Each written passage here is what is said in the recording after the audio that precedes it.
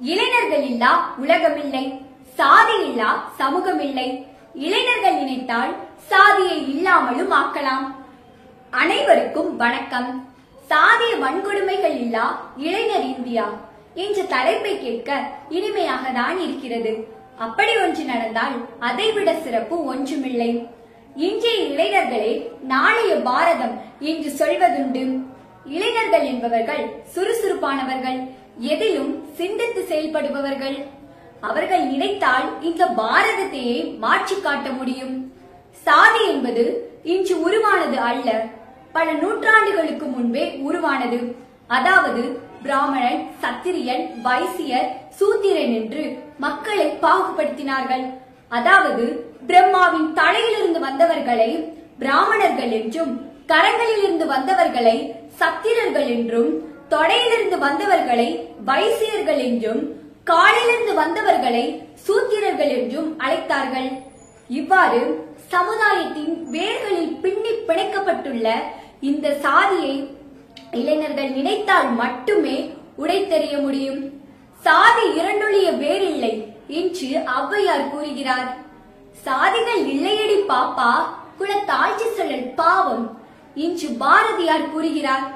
இவ்வாறு எத்தனை முழக்கங்கள் வந்தாலும் இளைஞர்கள் நினைத்தால் மட்டுமே சாதியை உடைத்தெறிய முடியும்.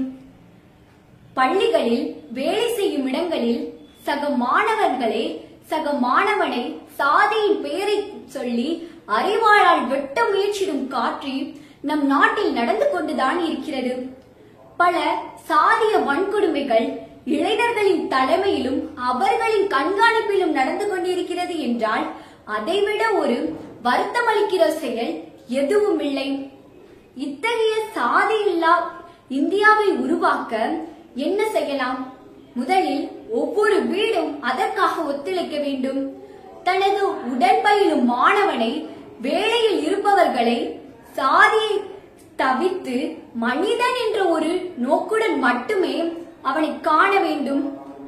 அந்த தெரு இந்த தெரு என்று ஊர்களில் சொல்லாமல், அதாவது சாதியின் பெயரை சொல்லிட்டு சொல்லாமல் அவர்களை மனித நேயத்தோடு நடத்த வேண்டும். பிறப்புக்கும் எல்லா உயிருக்கும் இன்று பிறப்பால் அனைவரும் சமம் என்று திருவள்ளுவர் பிறந்த இந்நாட்டில் சாதியை முன்னிட்டு எவரையும் ஒடுக்குவதை நிறுத்திக் கொள்ள வேண்டும். விழிப்புணர்வு பேரணிகளை இளைஞர்கள் மேற்கொண்டு சாதியை பற்றிய விழிப்புணர்வை இச்சமுதாயத்தில் ஏற்படுத்த வேண்டும்.